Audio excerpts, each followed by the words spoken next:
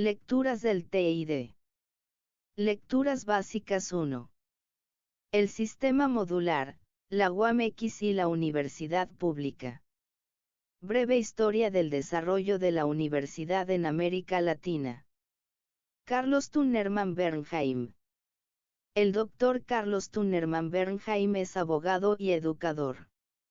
Nació en Managua, en 1933. Ha sido primer secretario general del Consejo Superior Universitario Centroamericano, CESUCA, 1959-1964, rector de la Universidad Nacional Autónoma de Nicaragua en 3 periodos 1964-1974, director del programa de la UNESCO en Colombia 1975-1978, Ministro de Educación 1979-1984. Actualmente es subdirector de la Academia Nicaragüense de la Lengua, correspondiente de la Real Academia Española, miembro de la Academia de Bellas Artes de San Telmo, Málaga, España, de la Academia de Artes y Ciencias de Puerto Rico, miembro de la Academia de Ciencias Jurídicas y Políticas de Nicaragua y miembro honorario de la Academia de Ciencias de Nicaragua. Página 121. Breve historia del desarrollo de la universidad en América Latina. Nota 1. Carlos Tunnerman Bernheim. El fenómeno de la temprana fundación de universidades en el Nuevo Mundo. El fenómeno de la temprana fundación de universidades en tierras del Nuevo Mundo, cuando aún no había terminado la conquista y a pocas décadas del descubrimiento, ha sido explicado de distintas maneras y desde diferentes posiciones. El sociólogo alemán Hans Albert Stager sostiene que tal vez este proceso se comprenda mejor, si consideramos que la conquista se puede entender como una repetición, en la medida en que estaba investida con el carácter de una cruzada, de la reconquista de la península ibérica que acababa de terminar. A esta consideración Stier agrega, como punto de partida español para la fundación de universidades, la misma concepción imperial de los Habsburgos, que, en oposición al centralismo de los Borbones, siempre pensaron en una confederación o reunión de reinos cerrados en sí mismos, que se mantenían unidos por la corona, y no por una administración central. Sobre la base de esta concepción fundamental, se realizó también la incorporación de los reinos del Nuevo Mundo al Imperio Habsburgo. De ahí que, posteriormente, esta noción condujo al pronto establecimiento de universidades en los nuevos reinos y sustentó las voces que en todos los virreinatos, capitanías generales y audiencias pedían la creación de universidades cuando aún olía a pólvora y todavía se trataba de limpiar las armas y herrar los caballos, según la frase del cronista Vázquez.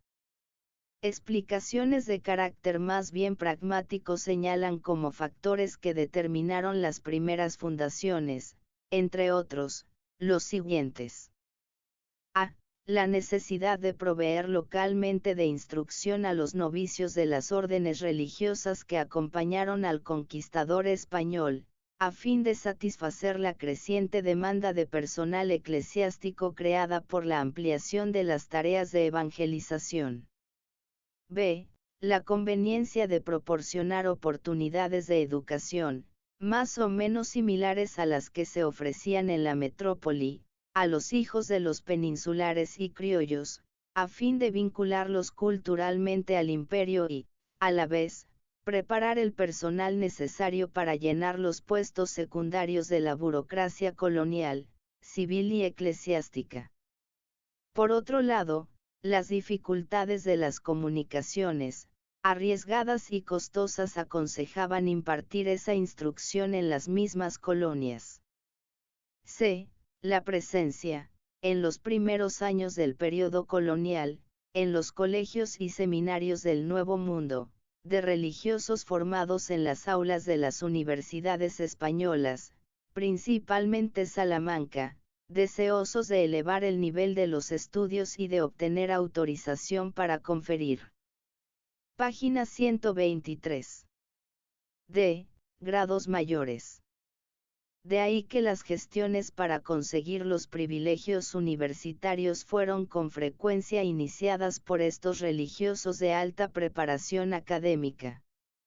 Stier estima que estas consideraciones pragmáticas no son suficientes para explicar el fenómeno que analizamos, desde luego que las necesidades podrían haber sido satisfechas sin recurrir a las universidades. Portugal no creó ninguna universidad en el Brasil durante la época colonial. La Universidad Portuguesa de Coimbra asumió buena parte de las tareas que en los dominios españoles desempeñaron las universidades coloniales. También Inglaterra construyó un imperio sin que por ello otorgara importancia alguna a la fundación de universidades. España constituye, pues, una gran excepción entre las potencias coloniales, en lo que se refiere a la fundación de universidades europeas fuera de Europa. Aquí comienza nota 1, publicado en la Educación Superior en el umbral del siglo XXI, Caracas, ed. Cresalc, 1996, pp. 1138. Fin de la nota. Régimen legal de las universidades coloniales. El funcionamiento de cada universidad fue autorizado en virtud de su propia Real Cédula o Bula Pontificia de creación, o por ambos dispositivos en el caso de las que eran a la vez reales y pontificias. Con todo, existió un cuerpo de preceptos que de manera general normó la vida de las universidades hispanoamericanas y que, en cierta forma, tuvo para ellas el carácter de legislación complementaria. Águeda María Rodríguez, O.P., quien ha publicado 1973 una extensa historia, muy bien documentada, de las universidades hispanoamericanas durante el periodo colonial, sostiene que el derecho universitario español y por ende el hispanoamericano, arranca de las 7 partidas del Rey Sabio, que a su vez no hicieron otra cosa que reproducir las costumbres de la vieja Universidad Salamantina. En la ley primera aparece la célebre definición que del estudio enuncia Alfonso X, Ayuntamiento de Maestros de Escolares, que es fecha en algún lugar con voluntad de entendimiento de aprender los saberes. La palabra universidad no se menciona en este cuerpo legal, pues aún no era frecuente su uso, empleándose únicamente la de estudio, que podía ser general o particular, según sus graduados recibieran o no el ius abigue docendi. Importante es subrayar que las 7 partidas sancionaron el reconocimiento de la potestad papal para crear estudios en los dominios españoles, lo que en determinado momento permitió el funcionamiento de universidades autorizadas únicamente por el pontífice. En las 7 partidas encontramos algunos antecedentes que prefiguran ciertas características de la actual Universidad Latinoamericana, las disposiciones que establecen el fuero especial de los miembros de la comunidad universitaria y la facultad concedida a los estudiantes de elegir su rector, declara estirpe boloñesa. Los modelos. Salamanca y Alcalá de Henares. Las 2 universidades españolas más famosas de la época fueron los modelos que inspiraron las fundaciones universitarias en el Nuevo Mundo. Entre ambas existieron diferencias bastante significativas, que se proyectaron en sus filiales del Nuevo Mundo, dando lugar a 2 tipos distintos de esquemas universitarios que prefiguraron, en cierto modo, la actual división de la educación universitaria latinoamericana en universidades estatales y privadas, fundamentalmente católicas. Salamanca, por entonces la más importante y añeja universidad peninsular, rivalizaba en prestigio con las universidades europeas más famosas. Prácticamente era la primera de España, la de mayor rendimiento y la que mantuvo, entre todas, la hegemonía durante medio milenio no es pues extraño que a ella recurrieran los poderes ecuménicos, emperador y papa, para moldear las nacientes instituciones. Aunque dentro de la línea de Bolonia, Salamanca respondió en sus orígenes a la idea de una universidad al servicio de un Estado-nación, concepto que recién surgía en España, siglo XIV. En este sentido, en una primera etapa de su existencia tuvo un carácter más local que sus congéneres europeos. No fue sino hasta siglos después, y al recibir estudiantes de todas las naciones, que acudían a ella atraídos por el prestigio de sus catedráticos, que asume el perfil más ecuménico, tanto en su quehacer como en lo referente a los temas de sus preocupaciones y enseñanza.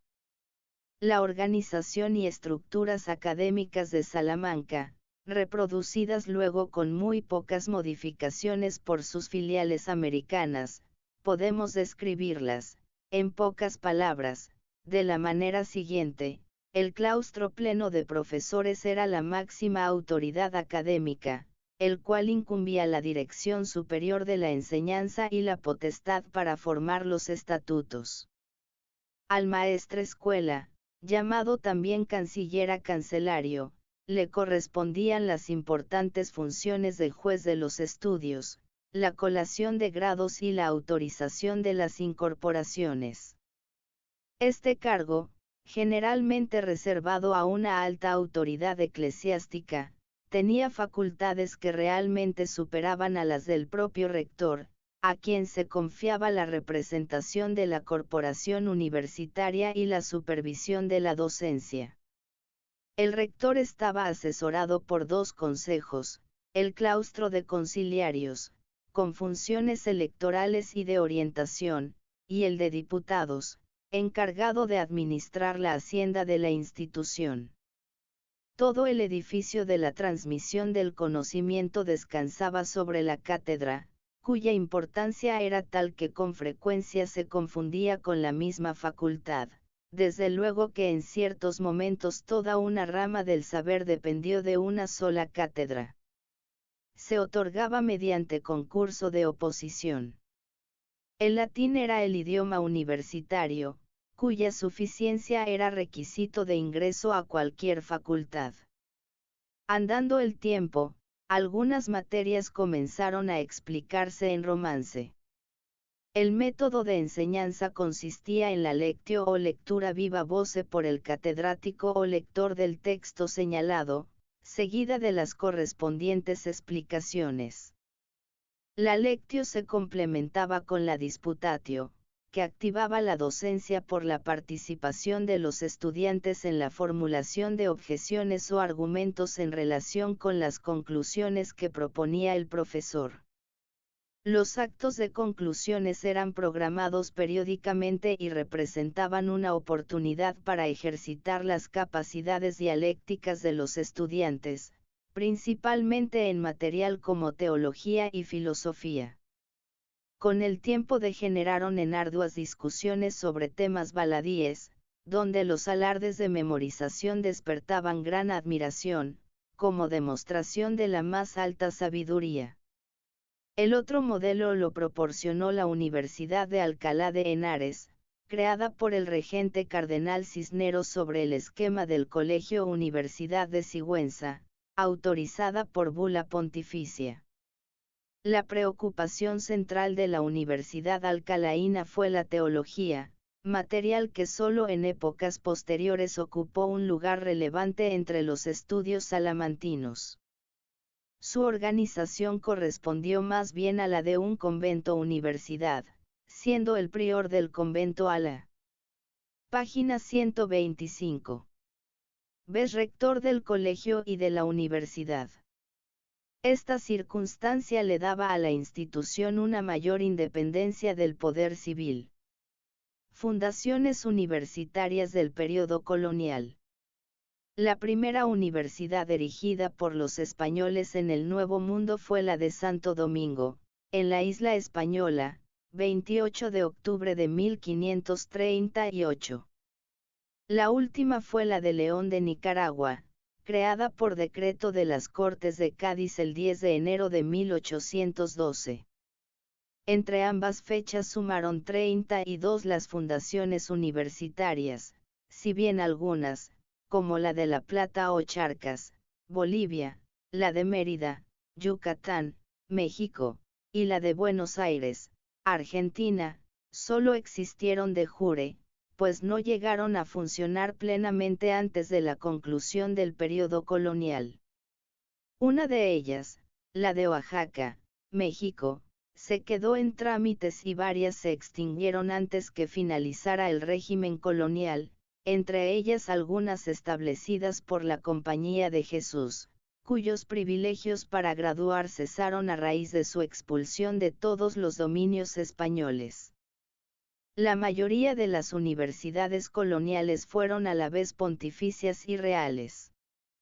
Las creadas por las órdenes religiosas, autorizadas por el Papa para otorgar grados, gozaron de este carácter en virtud del privilegio general conferido a la orden. En muchos casos, la bula pontificia precedió a la real cédula, especialmente en el caso de universidades fundadas por iniciativa de las órdenes religiosas.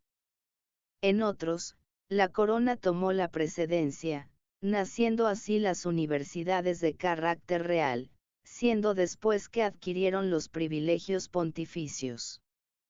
Tal sucedió con las universidades de San Marcos de Lima y México 1551, San Carlos de Guatemala 1676, San Cristóbal de Huamanga y Charcas.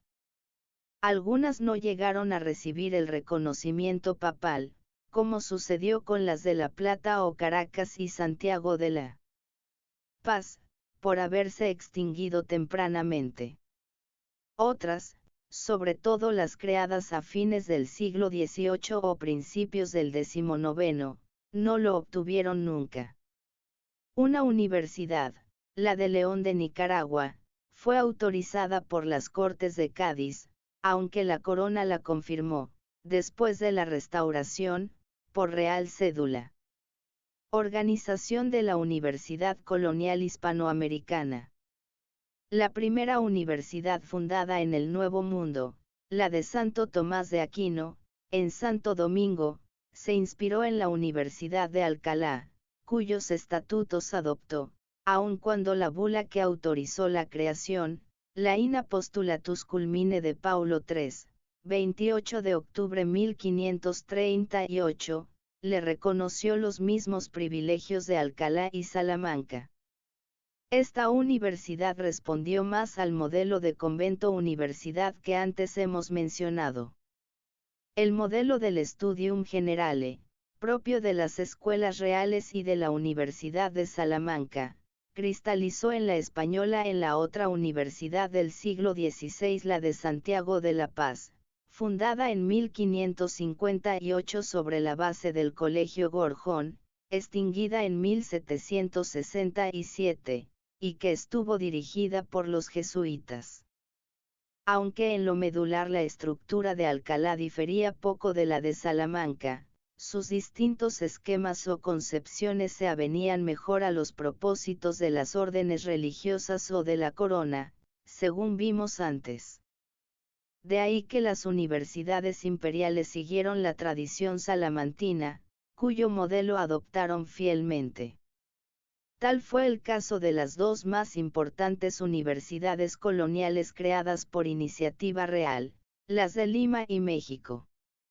La Universidad de Santo Domingo, por su misma situación insular, quedó un poco en la periferia de la vida colonial del Nuevo Mundo y su proyección a otras religiones fue escasa, salvo en la zona del Caribe. Las dos fundaciones universitarias más importantes del periodo colonial fueron las de Lima y México, ambas del año 1551. Fueron creadas por iniciativa de la corona y tuvieron el carácter de universidades mayores, reales y pontificias. Su influencia en las restantes universidades del Nuevo Mundo fue decisiva. Sus constituciones y estatutos, inspirados en la tradición salamantina hasta en los menores detalles, fueron adoptados o copiados por muchas otras universidades del continente. En su trayectoria evolucionaron hasta constituirse en universidades del virreinato, y son las precursoras de las universidades nacionales de América Latina. Santo Domingo, en cambio, puede considerarse como el antecedente de las universidades católicas o privadas.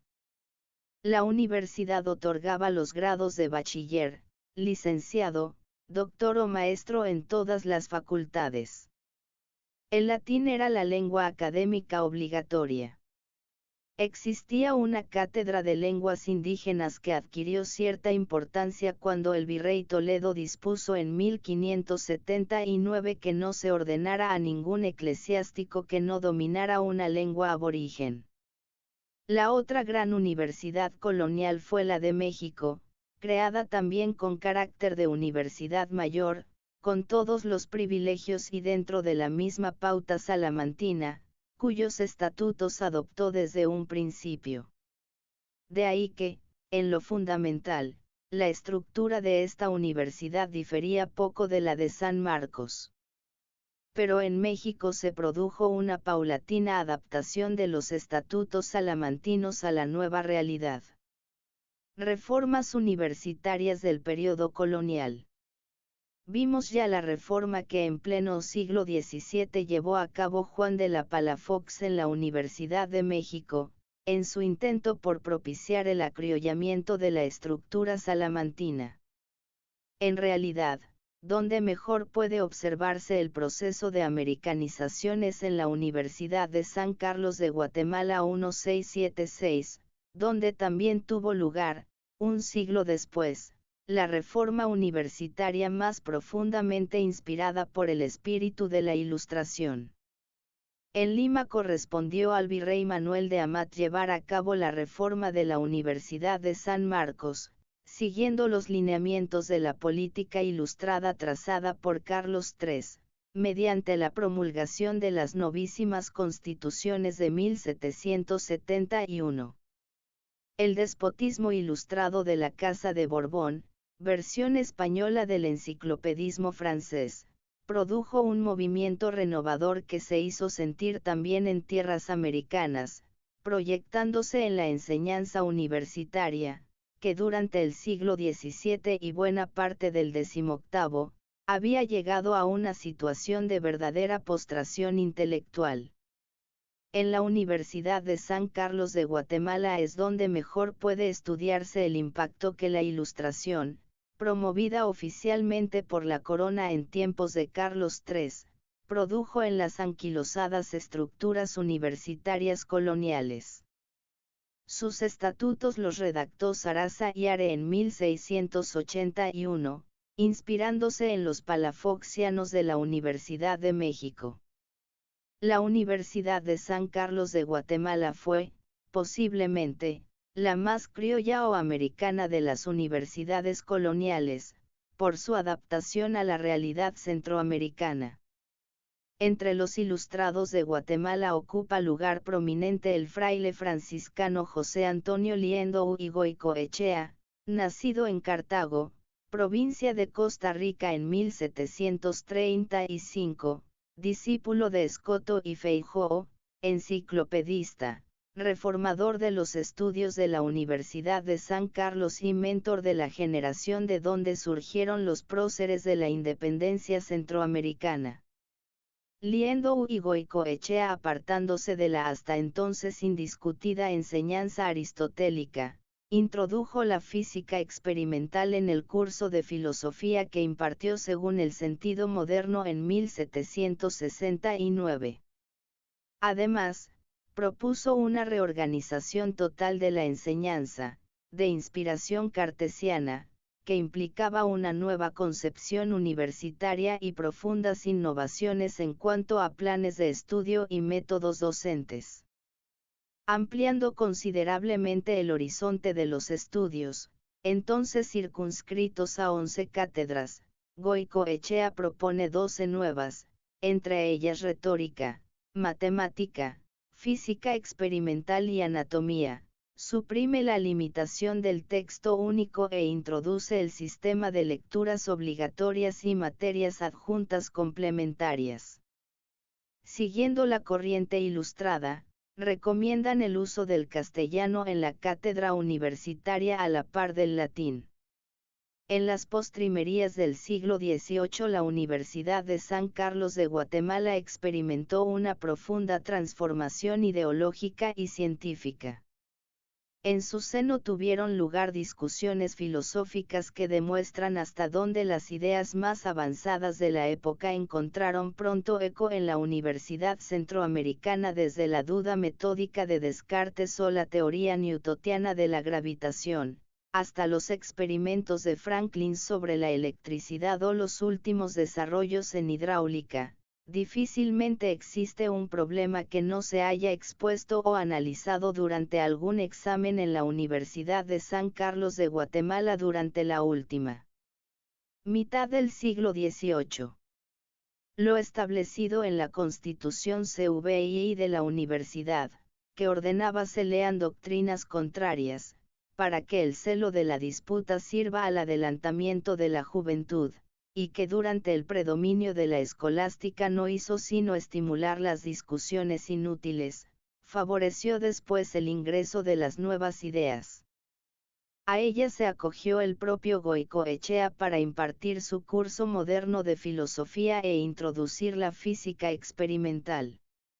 En los tesarios de esa época se defienden proposiciones en contra del principio de autoridad y del método escolástico, y se argumenta a favor de la libertad de cátedra y del método científico.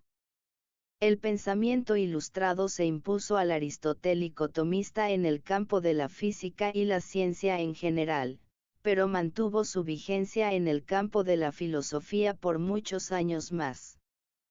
Pero esta deja de ser la base de una escalera cuya cúspide era la teología y se convirtió en. Página 129. Un método de pensamiento dirigido hacia la ciencia. Juicio sobre la universidad colonial. De lo que llevamos dicho claramente se desprende que existió una universidad colonial, cuyas características hemos tratado de enunciar. Tal universidad respondió a una concepción y a un propósito muy bien definido, lo que le permitió ser una institución unitaria. Fue así una totalidad y no un simple agrado de partes, con una visión propia del mundo, del hombre y de la sociedad. La Universidad Colonial, hija de la Salamantina, nos dice Luis Alberto Sánchez, fue una institución completa, de acuerdo con las normas de su tiempo. Todas sus actividades giraban en torno a una idea central, la de Dios, de una facultad nuclear, la de la teología, de una preocupación básica, salvar al hombre. En derredor de ideas tan claras y simples, fue formándose el aparato universitario.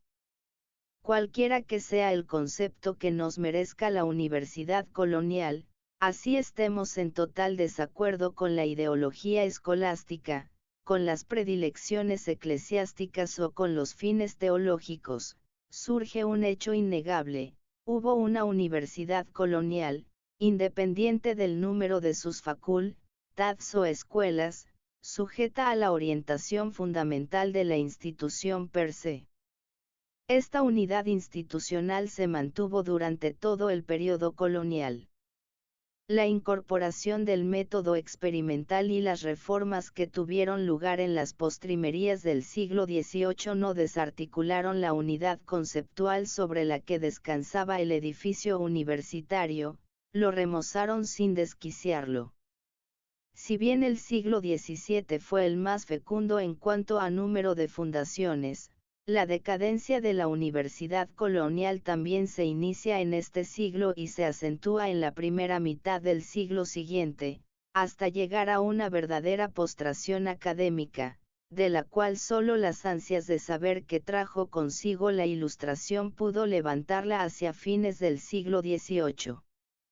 Igual postración experimentaron también en ese periodo las universidades de la metrópoli.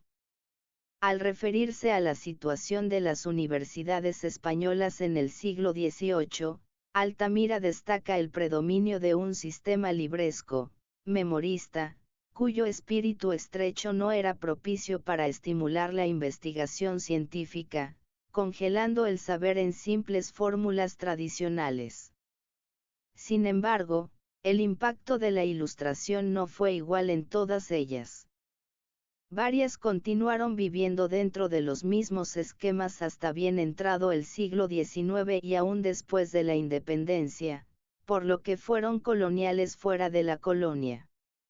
Al tratar de hacer el balance de la obra realizada por las universidades coloniales, encontraremos que, pese a su responsabilidad en el atraso científico de nuestro continente, por los esquemas mentales que prevalecieron en su quehacer, al menos podemos extraer algunos elementos positivos que vale la pena mencionar. En primer término, y seguramente el más importante, cabe mencionar la concepción unitaria de la universidad, noción que fue destruida por el modelo universitario francés del siglo XIX. Nadie puede negar que la universidad colonial, como antes vimos, fue un todo orgánico y armónico.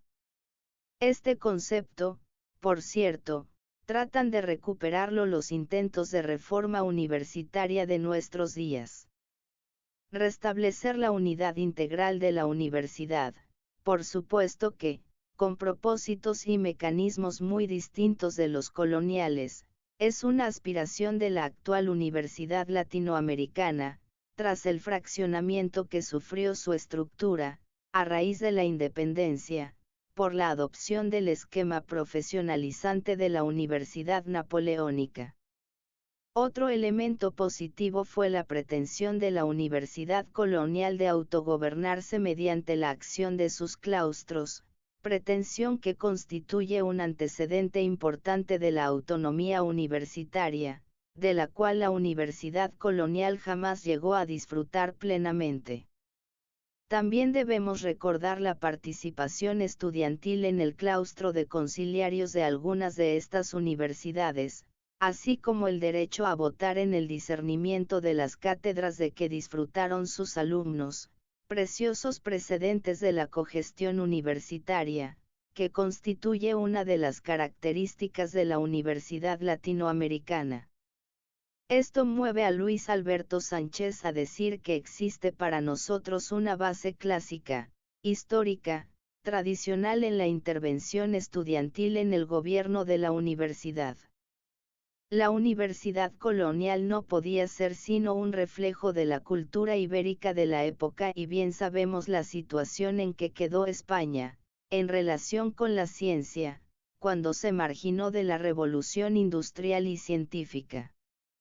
La inferioridad de España en el campo de las ciencias, pese a su extraordinario desarrollo en las letras y las artes, es por cierto un fenómeno que ha merecido las más hondas reflexiones de parte de las mentes españolas más lúcidas. Asimismo, podemos reprochar a la universidad colonial que vivió, en términos generales, al margen de su realidad, preocupada por asuntos que tenían poca relevancia para el verdadero bienestar de todos los miembros de su sociedad. En realidad, la universidad colonial existió y trabajó en función de los grupos dominantes, creado una tradición clasista que aún se advierte en la mayoría de las universidades latinoamericanas.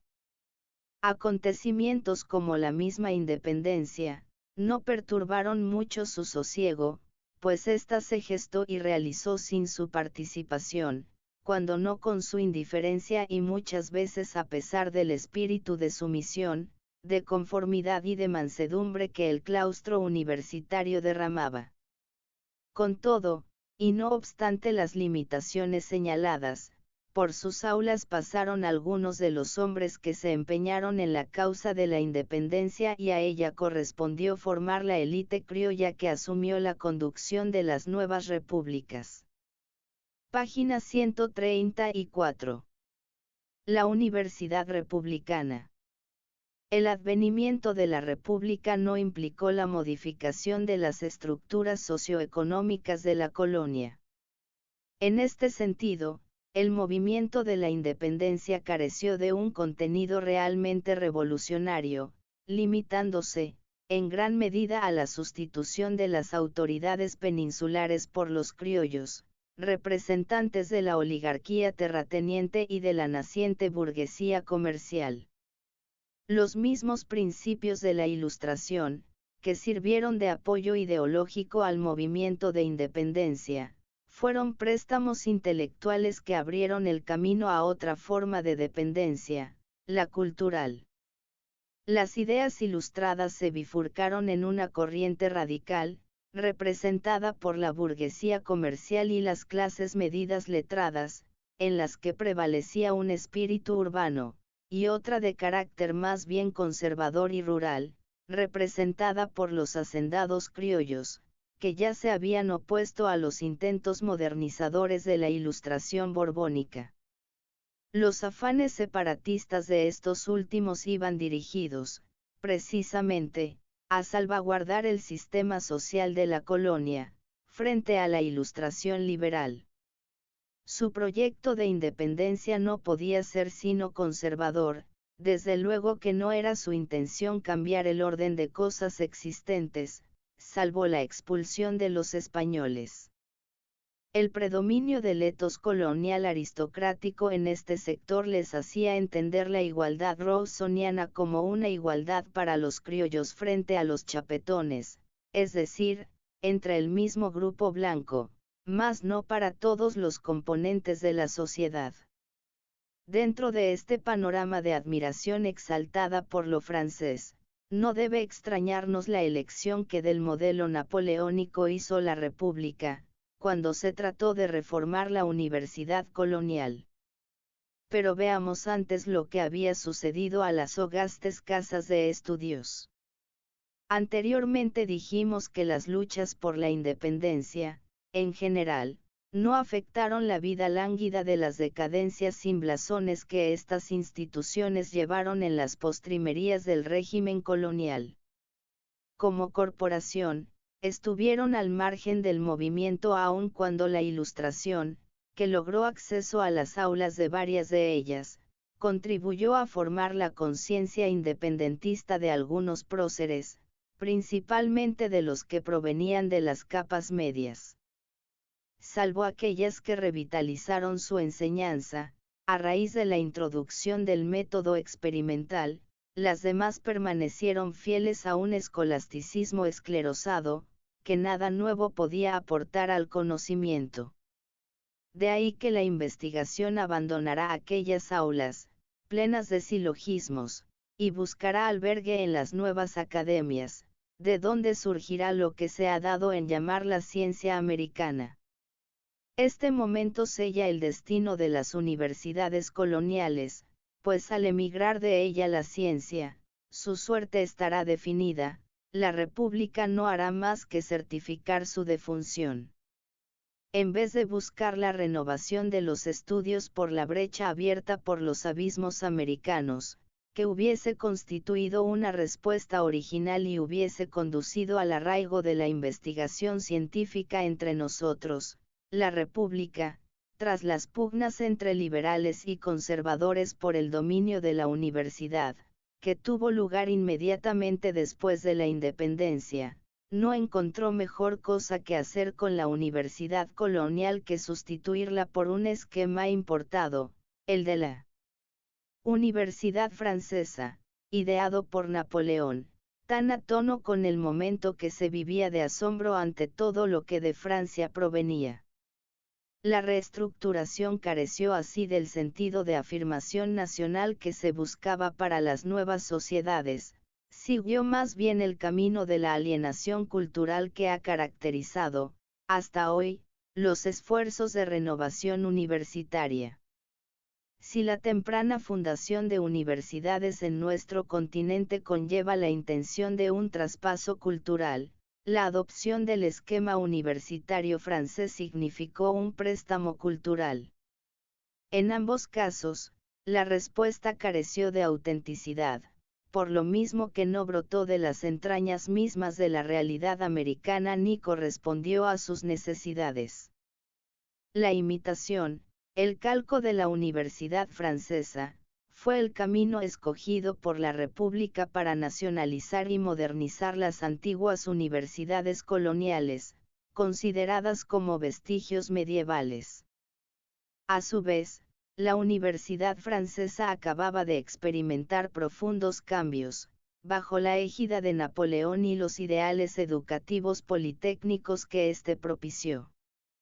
La concepción universitaria napoleónica se caracteriza por el énfasis profesionalista, la desarticulación de la enseñanza y la sustitución de la universidad por una suma de escuelas profesionales, así como la separación de la investigación científica, que deja de ser tarea universitaria y pasa a otras instituciones, academias e institutos. La universidad se somete a la tutela y guía del Estado, a cuyo servicio debe consagrar sus esfuerzos mediante la preparación de los profesionales requeridos por la administración pública y la atención de las necesidades sociales primordiales. Su misión es, por consiguiente, proveer adiestramiento cultural y profesional a la élite burguesa, imprimiéndole a la vez, un particular sello intelectual, promover la unidad y estabilidad política del Estado.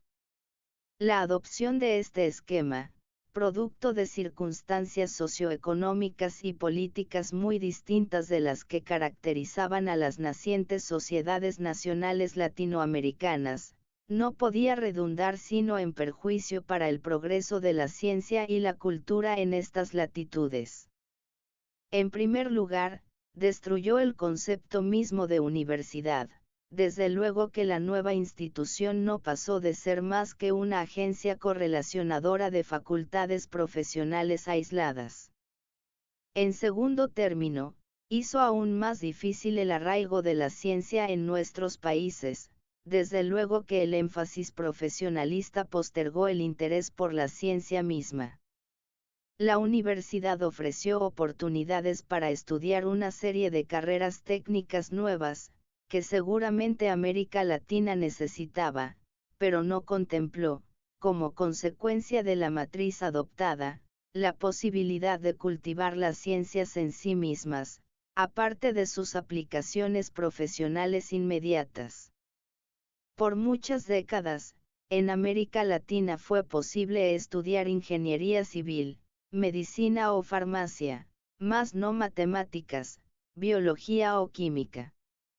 Sin duda, la Universidad Latinoamericana que surgió del injerto napoleónico produjo los profesionales requeridos para las necesidades sociales más perentorias. A ellos correspondió completar la organización de las nuevas repúblicas y promover su progreso.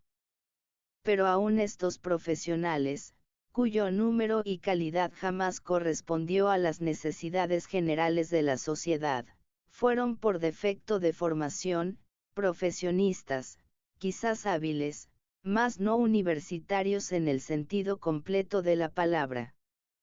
Como nuestras universidades republicanas, dice Luis Alberto Sánchez, empezaron por la profesión para arribar a la cultura, tuvimos y tenemos un conjunto de profesionales incultos y antiuniversitarios. La Universidad Republicana tampoco logró ampliar la base social de la matrícula estudiantil, que siguió siendo representativa de las clases dominantes. Al permanecer intactas las estructuras fundamentales de la sociedad, perduró la naturaleza elitista de las instituciones durante el siglo XIX. A comienzos del presente siglo, el movimiento de Córdoba denunciará, vigorosamente, el carácter aristocrático de la universidad. Dos universidades, establecidas al sur y al norte del continente, una a mediados del siglo pasado y la otra a principios del actual, serán los modelos clásicos de la Universidad Nacional Latinoamericana, la creada por don Andrés Bello en Santiago de Chile, en 1843, y la fundada por don Justo Sierra, México, en 1910. De ambos, el que más influencia ha tenido en la organización de las actuales universidades latinoamericanas, es el esquema de don Andrés Bello, calificado por Stager como la Universidad de los Abogados. El éxito que el esquema propuesto por Bello tuvo en Chile se debió, según Stager, a que la Universidad de los Abogados de don Andrés era una universidad urbana y adecuada al siglo, en su condicionalidad social. El mismo esquema fracasó en Bolivia, ante otras circunstancias sociales, según vimos antes. El nuevo esquema desplazó al clérigo como figura central de la Universidad Latinoamericana, sustituyéndolo por el abogado, formado principalmente a través del derecho romano y del Código Civil, que el propio don Andrés redactó para Chile, inspirándose en el Código francés, conocido también como Código Napoleónico. El abogado, que asumió las más importantes funciones sociales y a quien correspondió estructurar las nacientes repúblicas, fue el producto típico de la Universidad Latinoamericana del siglo XIX. La universidad colonial preparaba a los servidores de la Iglesia, la republicana debía dar idoneidad a los funcionarios del Estado. La universidad creada por Bello transforma, con ayuda del Código, al jurista eclesiástico ciegamente imitador de las relaciones europeas, en abogado latinoamericano. Ella configuró, según Stager, el modelo de universidad latinoamericana clásica. También en México, a raíz de la independencia, la universidad pasó por una etapa de sucesivas clausuras y reaperturas, según los vaivenes de la política y el triunfo momentáneo de las facciones conservadora o liberal. Después de la clausura definitiva decretada por el emperador Maximiliano en 1865, la educación superior quedó a cargo de varias escuelas profesionales dispersas, dependientes del gobierno. La universidad, como institución, desapareció del ámbito de la vida nacional, hasta el año de 1910 en que, con motivo del primer centenario de la independencia, don Justo Sierra logra su refundación con el nombre de Universidad Nacional de México.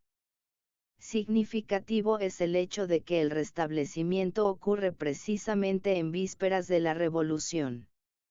La universidad, según sus propugnadores, tratará de ser la expresión de lo mexicano, en su dimensión universal, tal como lo sugiere el lema vasconceliano, por mi raza hablará el espíritu.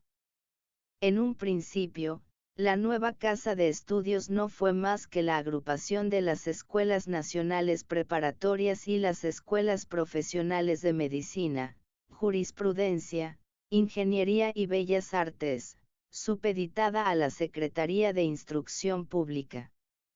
Será hasta 1929, con motivo de una huelga estudiantil, que el presidente Emilio Portes Gil decretará la autonomía de la universidad, transformada en Universidad Nacional Autónoma de México, con su monumental ciudad universitaria, donde la escuela muralista mexicana estampa su mensaje de fusión revolucionaria del pasado con el presente, en función del futuro, y se convierte, al decir de H. Stager, en el gran símbolo de la educación latinoamericana en época de la civilización científica.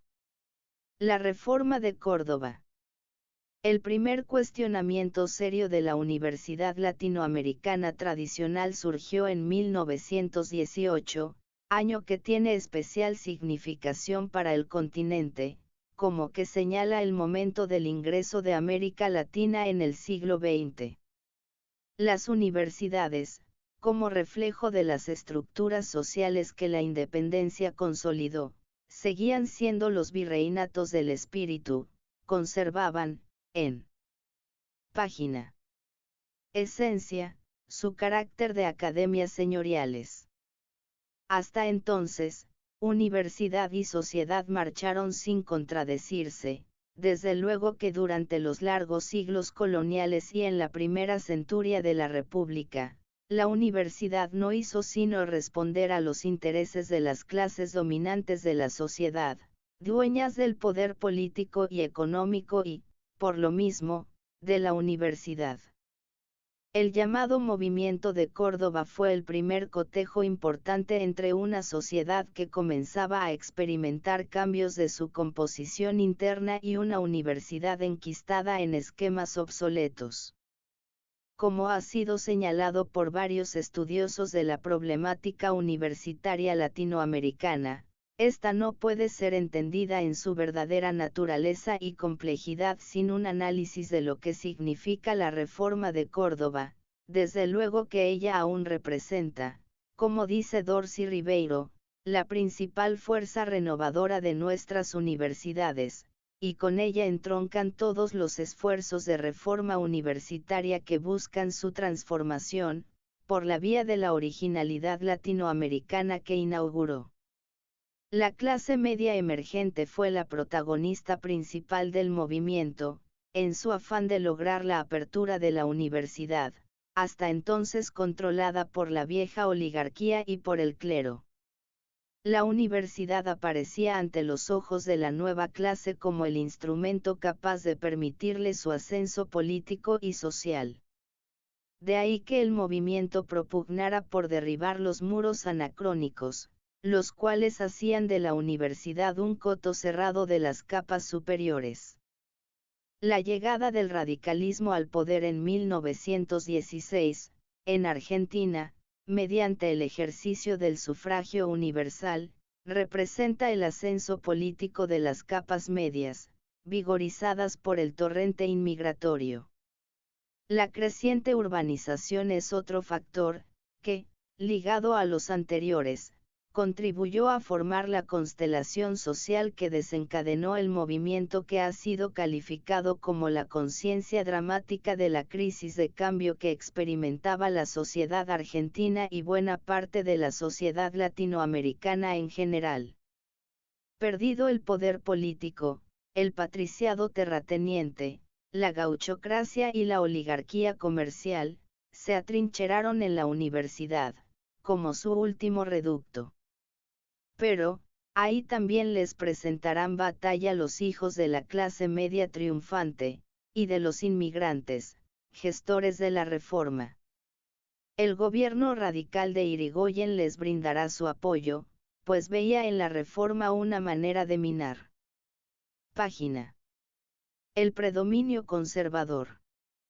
Todo esto contribuyó inevitablemente a dar al movimiento un marcado sesgo político, que para algunos no fue favorable para el logro de los propósitos exclusivamente académicos, olvidando que toda reforma universitaria profunda implica necesariamente decisiones políticas.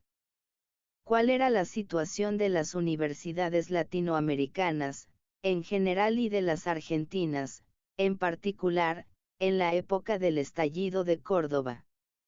Las universidades latinoamericanas, encasilladas en el molde profesionalista napoleónico y arrastrando en enseñanza un pesado lastre colonial, estaban lejos de responder a lo que América Latina necesitaba para ingresar decorosamente en el siglo XX y hacer frente a la nueva problemática planteada por los cambios experimentados en la composición social, debidos a la urbanización, la expansión de la clase media y la aparición de un incipiente proletariado industrial.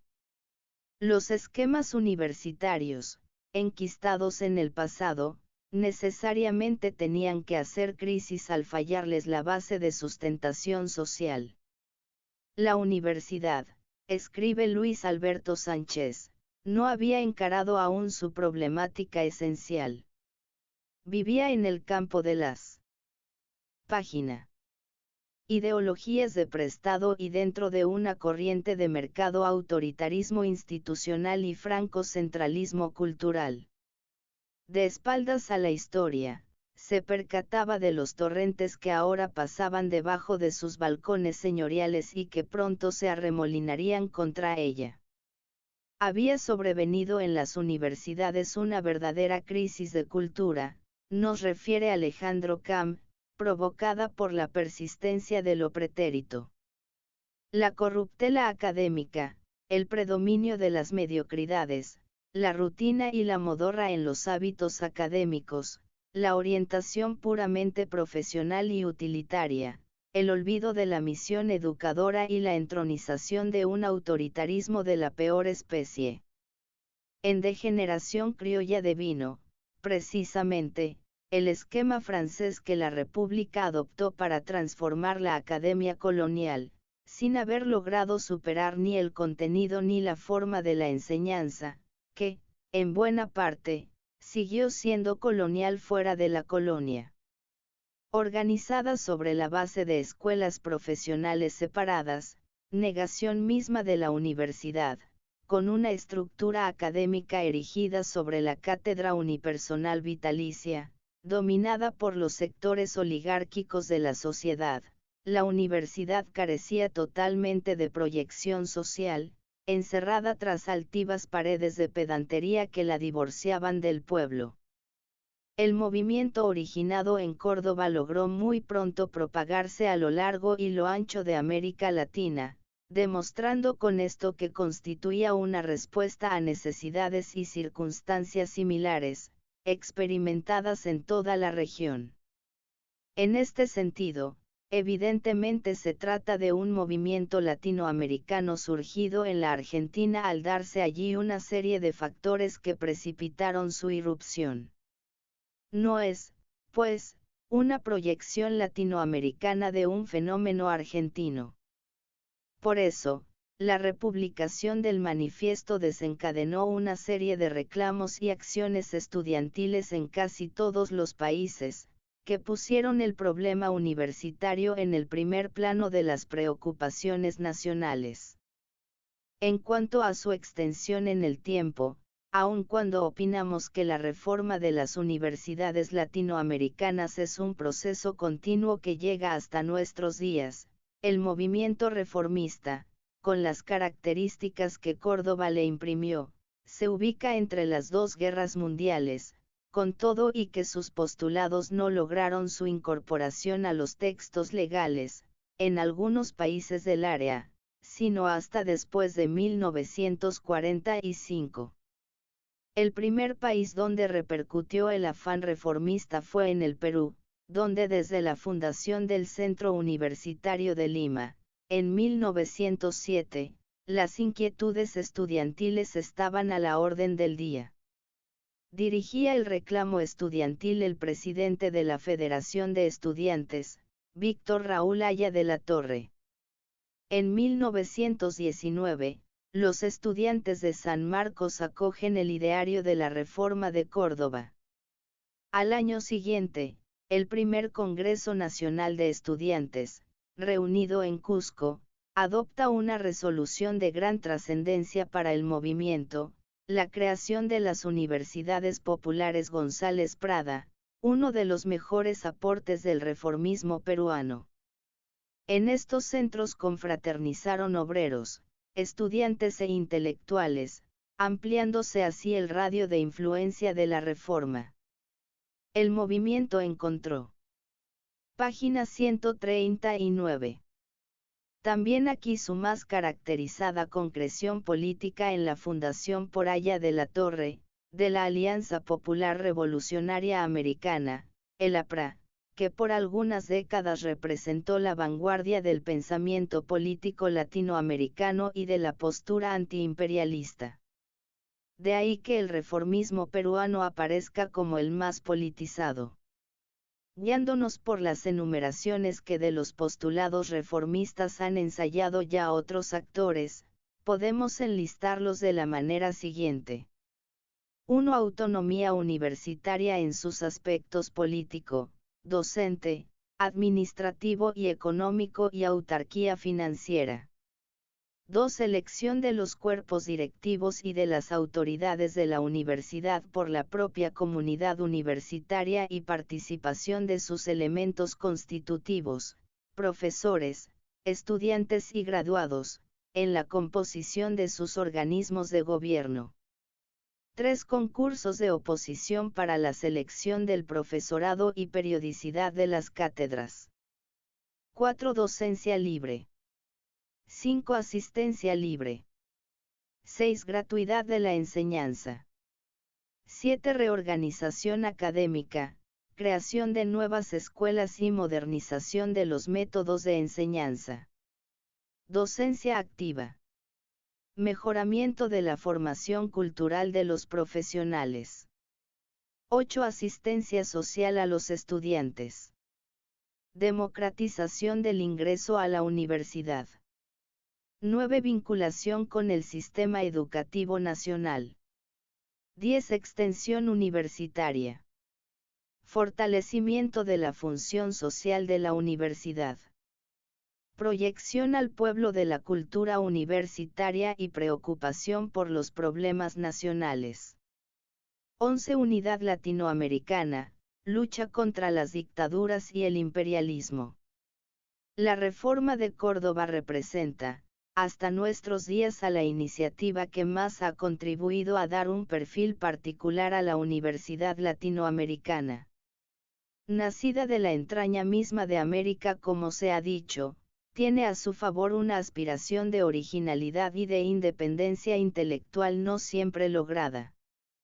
Producto de circunstancias históricas y sociales muy claras, no consiguió la transformación de la universidad en el grado que las mismas exigían, pero dio algunos pasos positivos en tal sentido. Su acción, en cuanto al ámbito universitario, se centró más que todo en el aspecto de lo que podríamos llamar la organización jurídica o formal de la universidad, autonomía y cogobierno, y menos en lo referente a la estructura propiamente académica de la misma, que prácticamente continuó obedeciendo al patrón napoleónico de facultades profesionales. Página 138. Paradas. La universidad, dice acertadamente Germán Arciniagues, después de 1918, no fue lo que ha de ser, pero dejó de ser lo que había venido siendo. 1918 fue un paso inicial, la condición previa para que se cumpliera el destino de la universidad en América como universidad. La democratización de la universidad, gracias principalmente a la autonomía y al cogobierno, representa, en opinión de Augusto Salazar Bandi, el logro neto de la reforma. Para concluir este intento de corte de caja del movimiento reformista, vamos a reproducir el juicio que sobre el mismo han externado algunos estudiosos de la Universidad Latinoamericana. Dorsey Ribeiro, en forma esquemática, considera que las innovaciones más importantes de Córdoba son: a. La erradicación de la teología y la introducción, en lugar de esta, de directrices positivistas. B. La ampliación y diversificación de las modalidades de formación profesional a través de la creación de nuevas escuelas profesionales. C. El intento de institucionalizar el cogobierno de la universidad por sus profesores y estudiantes. D. La implantación, más verbal que real, de la autonomía de la universidad referente al Estado. E.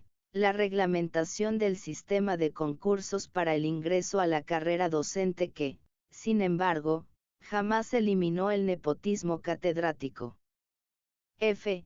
Y, por último, algunas conquistas en el campo de la libertad docente, de la modernización de los sistemas de exámenes y de la democratización, a través de la gratuidad de la enseñanza superior pública.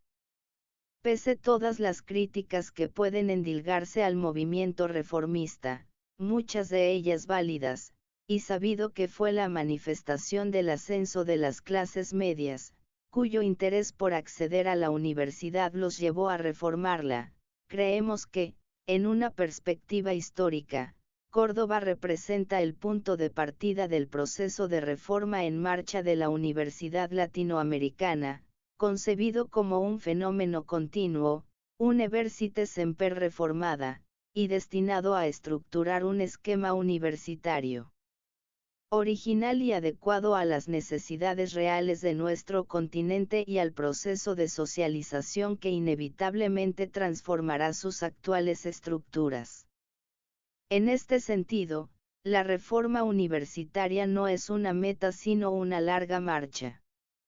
Apenas iniciada en 1918, que, con sus altibajos, retrocesos y desvíos, va de la mano de la transformación revolucionaria, nacionalista y liberadora, que América Latina tanto necesita. Bien dice Luis Alberto Sánchez, la lección de 1918 subsiste, porque no está colmada. Porque aún quedan caminos que andar en tal sentido. Porque al cabo de tantos años, América sigue aferrada al feudalismo, al entreguismo, al empirismo egoísta, a la imitación servil, al divorcio entre la inteligencia y el pueblo y entre la inteligencia y la universidad. No se llega, se marcha,